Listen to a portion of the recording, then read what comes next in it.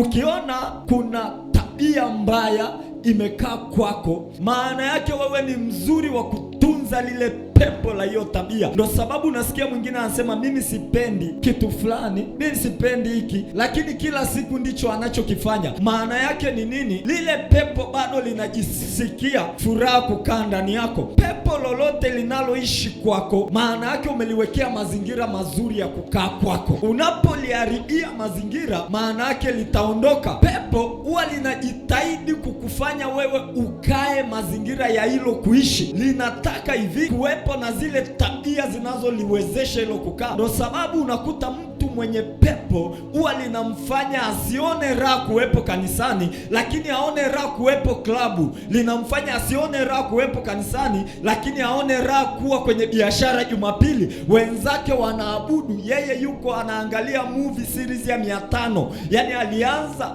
achoki, yuko tayari anashika macho hivi, yaani anakaa hivi, anakodolea, hataki kulala, lakini hawezi kuomba dakika moja. Pepo la umaskini, pepo la mateso linamfanya awe mazingira mazuri kuishi kwa pepo. Sema Baba, kwa jina la Yesu, ninakataa mimi kuwa mazingira mazuri ya pepo kukaa.